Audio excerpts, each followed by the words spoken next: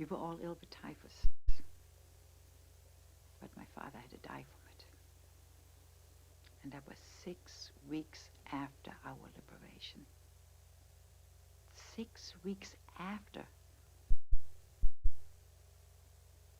Mental torment and physical abuse. Of 6.5 years of this terror, he had to die.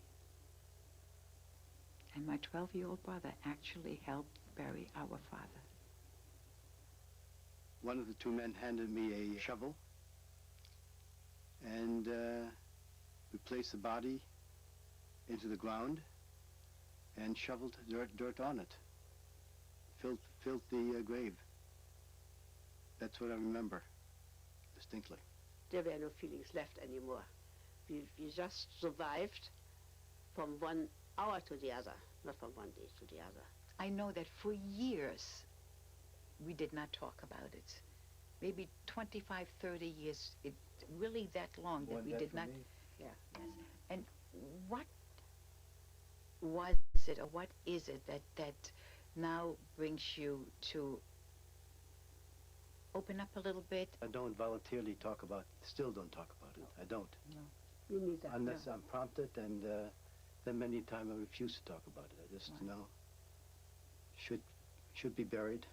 Nothing more to say. It hurts to talk about it. I'm sure. That's all I have to say. After we recuperated in this little town, a farm village of Treubitz, we were sent back to Holland.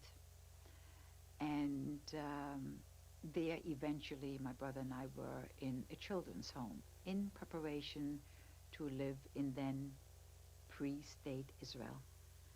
And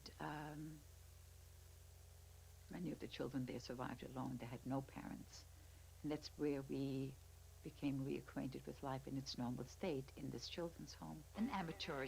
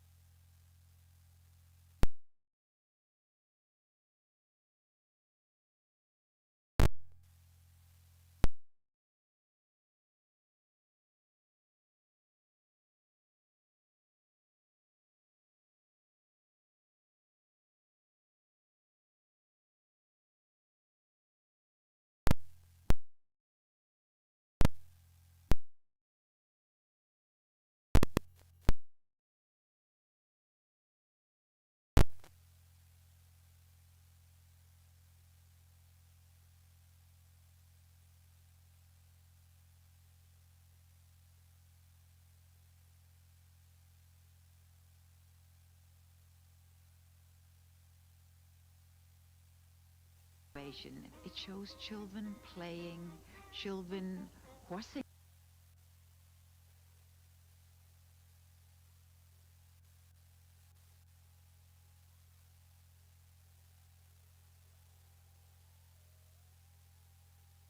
That for years we did not talk about it. Maybe 25, 30 years, it really that long that we did not. Yeah. Yes. And what was it, or what is it that now brings you to open up a little bit? I don't voluntarily talk about, still don't talk about it. I don't. No.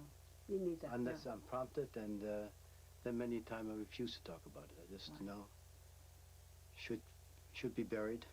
Nothing more to say. It hurts to talk about it. I'm sure. That's all I have to say. After we recuperated in this little town, a farm village of Treubitz, we were sent back to Holland.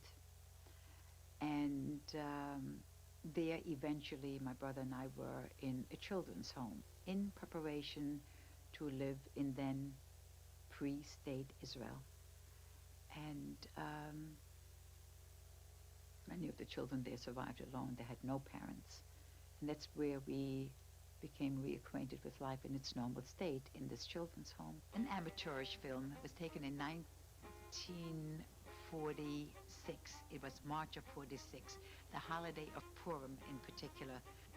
This was actually only about 8-9 months after our liberation. It shows children playing, children horsing around, as the expression goes, and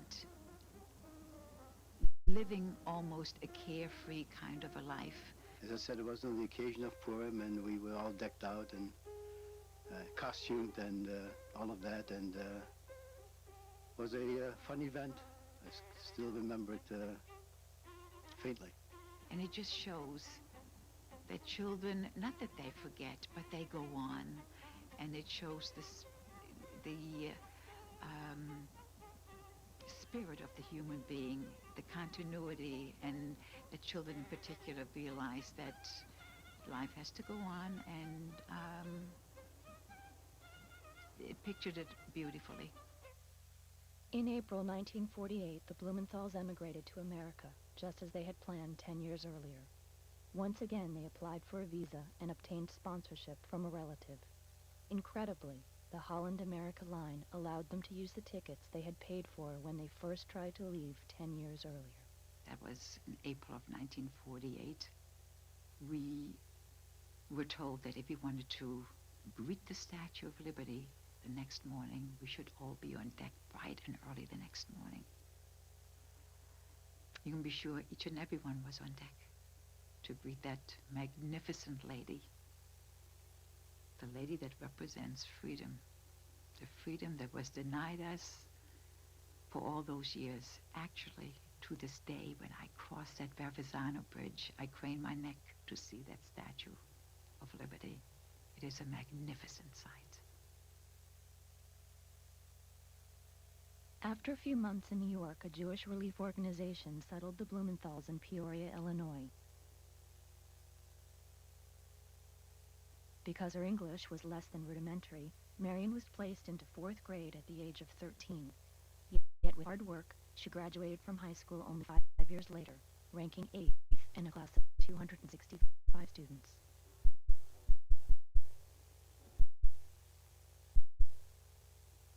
While Marion was a sophomore, she met Nathaniel Lazan, and after a 2-year courtship, they were married in August 1953.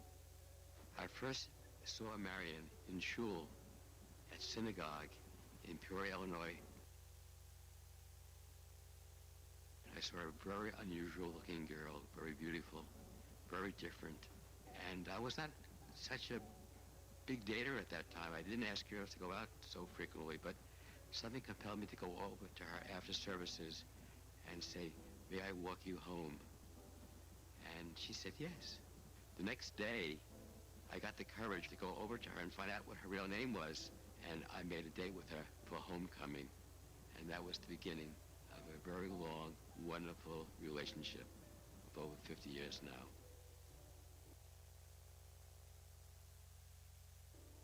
There was a trip planned to Germany, to the various camps where we were, and to retrace that period of our history.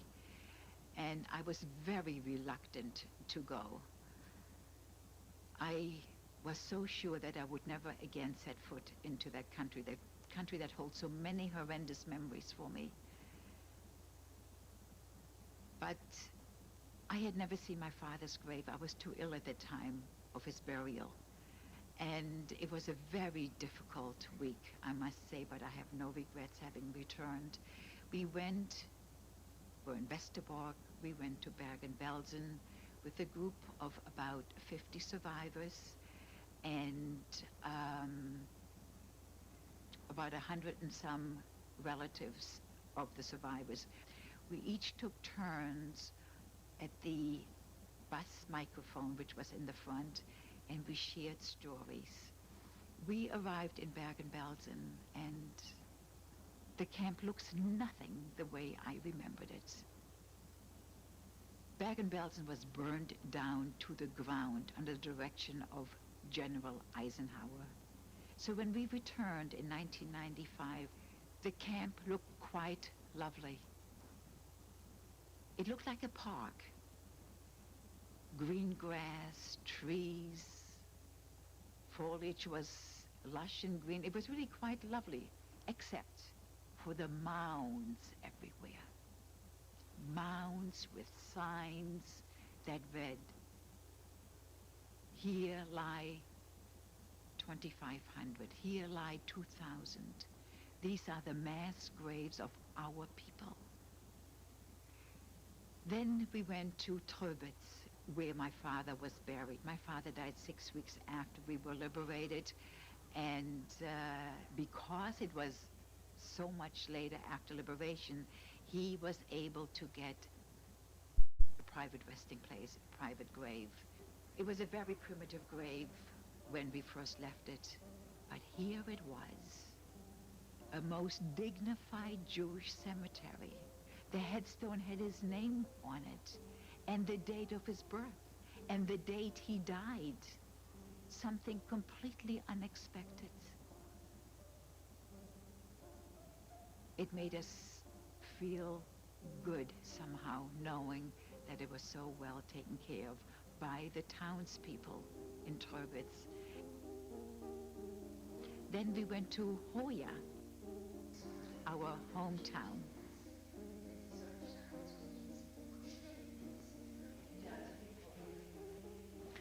And there we were greeted royally by the dignitaries. And there was also Heike and Hans Huth. This is a couple who was born after the war, who knew about our survival. Their parents and grandparents were good friends of my parents and grandparents.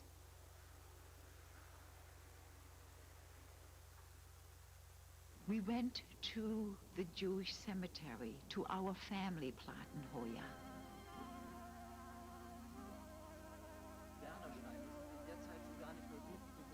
Now this family, this plot, this cemetery had not been cared for since 1938.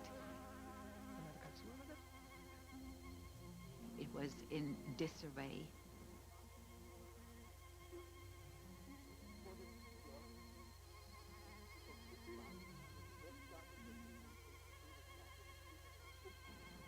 And there in our family plot was a brand new shiny granite footstone with the inscription in memory of the desecrated plot of the Blumenthal family. Hoya, 1894 to 1938, placed there by Heike and Hans Huth, a complete surprise to us. Had we not returned to Hoya, we would have never known. A most generous, beautiful gesture on their parts. And believe me, I never thought that I would ever refer to non-Jewish Germans in such glowing terms. They renew one's faith in humanity, and they've become dear, dear friends of ours.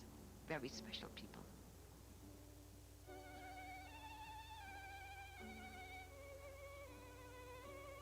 Today, Marion continues to share her story of hope and survival. She travels around the world, speaking to thousands of people, accompanied by her husband, Nathaniel, and always displays the strength of character that helped her live through the nightmare.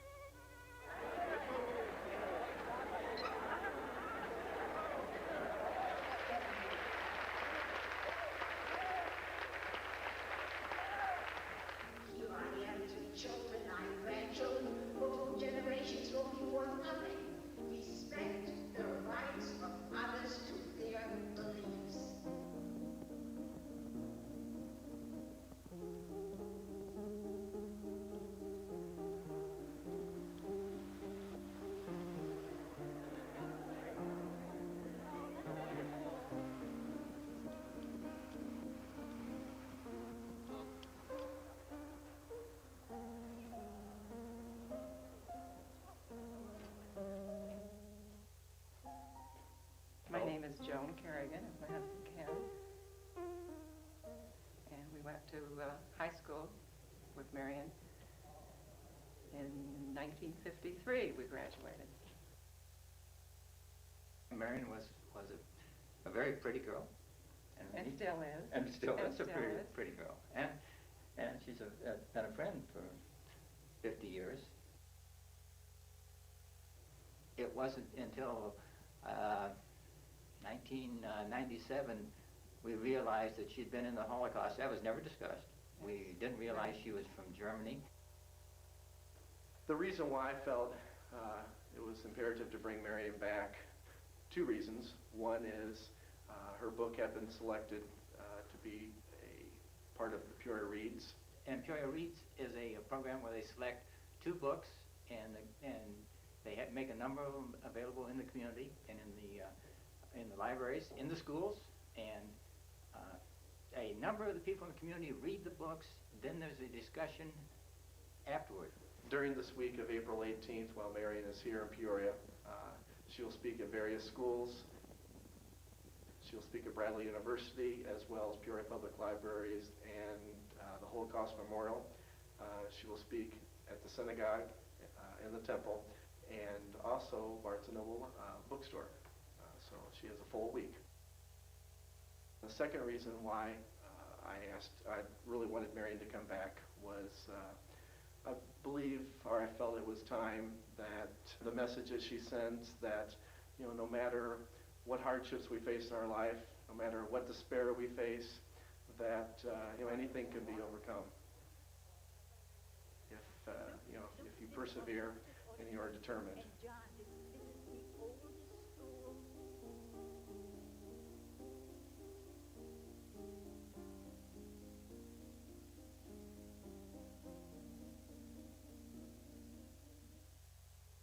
I am sure that you realize, you feel it,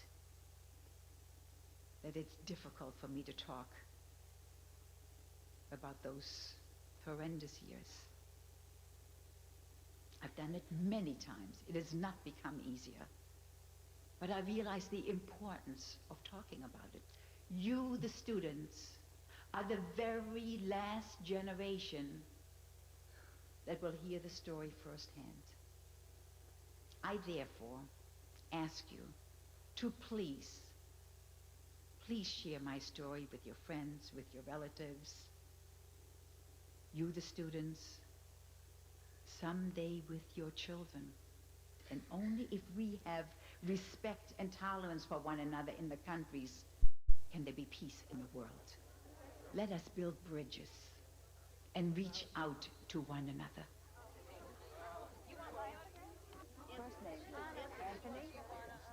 And I didn't know a lot about the Holocaust. I'm glad that I got to meet a real Holocaust survivor.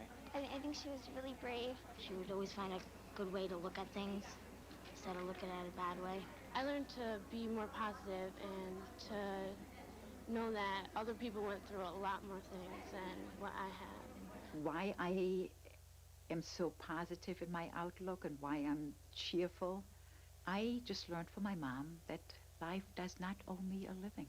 My mom feels the same way. Did I mention that my mom is a beautiful, almost 94-year-old lady? Great lady. And she is as lovely as she is and as strong as she is because of her attitude. There are a number of people who've gone through this and who've gone through other difficult times and who have an anger about them. Because they ask, why me? Why should I have lost my childhood? Why should my family and I and my people have gone through such difficult times? Why? And then bitterness sets in. And I'm determined not to be bitter or angry. On the contrary, I'm determined to, yes, be cheerful as much as possible.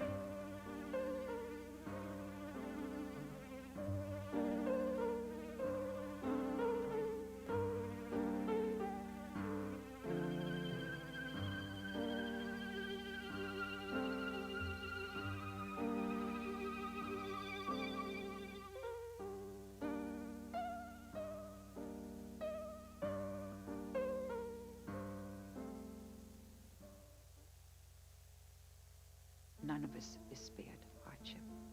And it's not so much what happens to us, it's how we deal with the situation that makes the difference. And if we have that inner strength and that fortitude to look towards the future and to have the determination and perseverance to go on, one will succeed. Above all, never give up hope. Never give up hope. Because physically we were finished, and it was only this hope and determination and positive attitude and imagination that kept me going.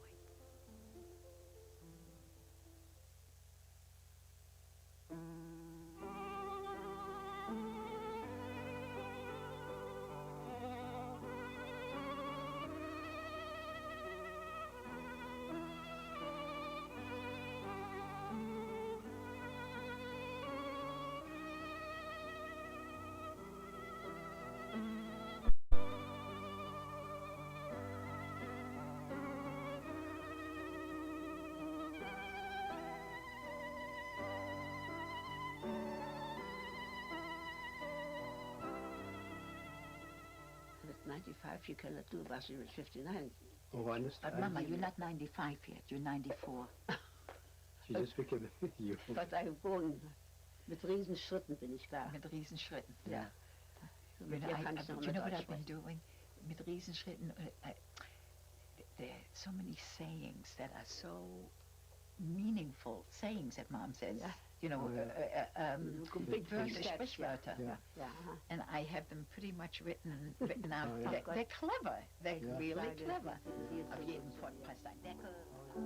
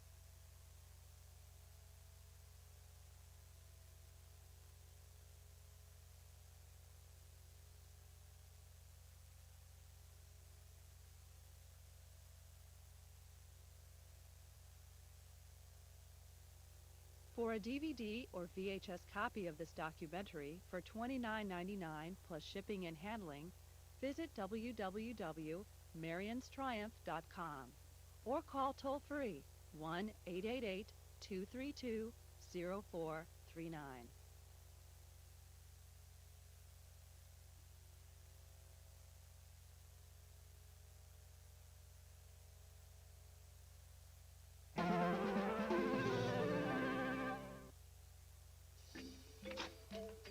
You're watching viewer-supported Vermont Public Television, where you belong.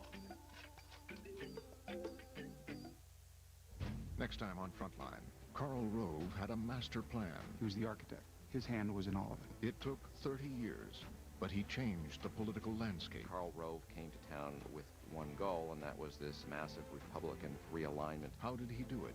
And what does it mean for America? Karl Rove wants a permanent Republican majority. He's the god inside the machine. Karl Rove, the architect. Watch Frontline. Tune in Tuesday at 9 here on VPT. Coming up on this episode of Antiques Roadshow FYI, a routine house call turns into a big surprise, plus a visit with a young collector and the search for the most famous furniture ever made. It's Antiques Roadshow FYI. Don't miss it Wednesday night at 8 on Vermont Public Television. Wrigley is a robot that's scrupulously polite as it tries to understand what you want. Let go of it. Sorry. While Robonaut hopes to join human astronauts on construction tasks in space. I'm Alan Alda. Join me next time for Robot Pals. Tune in Wednesday evening at 8:30. I'm Fran Stoddard. On Tuesday, April 19th, I'm hosting a very special event in Montreal. We'll be screening the film Prisoner of Paradise, the true story of a German Jewish director who was forced during World War II to make a pro-Nazi propaganda film. Prisoner of Paradise was made by Montreal filmmaker and Academy Award winner Malcolm Clark. Following the film, we'll talk with Clark and with Montreal writer Monique Polak, who also has ties to the film. It's being held at the Jewish Public Library in Montreal on Tuesday, April 19th at 7:30 p.m. The event is free, but you will need a reservation. If you'd like to attend, call the number on your screen to reserve your seats. I hope you can join us.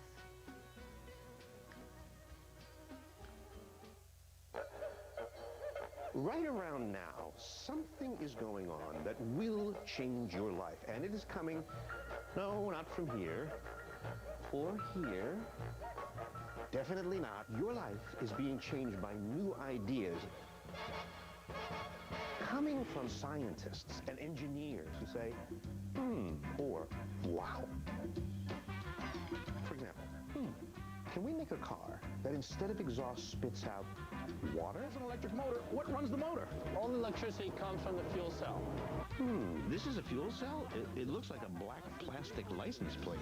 Or, wow, maybe robot brains should not behave like people brains. Maybe they should behave like ant brains. The most important thing to remember about robots is that they're profoundly stupid.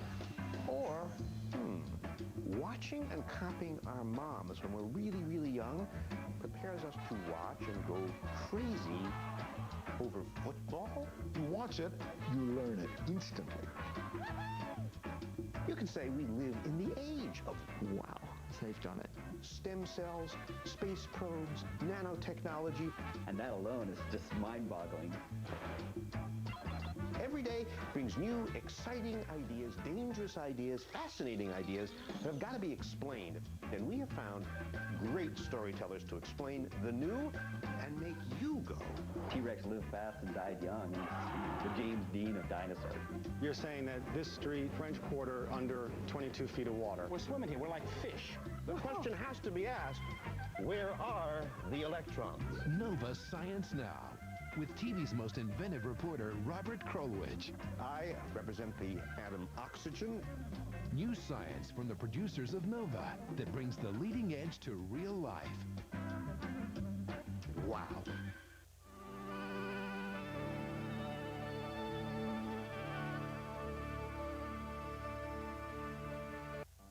Broadcast of Nightly Business Report on Vermont Public Television is supported in part by Standard Radio Montreal's Talk Rock Hot radio stations, CJAD 800, Shome 97.7, Mix 96, by Merchants Bank, Vermont's community bank, providing banking solutions to individuals and businesses.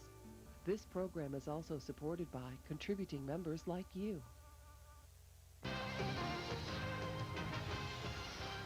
All eyes were on Warren Buffett today as the famed billionaire was in New York to answer questions about his company's dealings with AIG. A deal between AIG and a Berkshire Hathaway subsidiary is at the heart of the federal investigation into AIG, and we'll have the latest. Then investors drove shares of Ford Motor to a new 52-week low as Wall Street reacted to the automaker's profit warning. We'll tell you what the analysts are saying. Little conviction either way on Wall Street today as investors cooled their heels ahead of a flood of corporate earnings. Tonight's market guest says the earnings picture is not so bright. Then Circuit City's earnings missed analyst estimates as the struggling electronics retailer blames the shortfall on changes in lease accounting rules. We'll tell you where the stock finished. I'm Paul Kangas.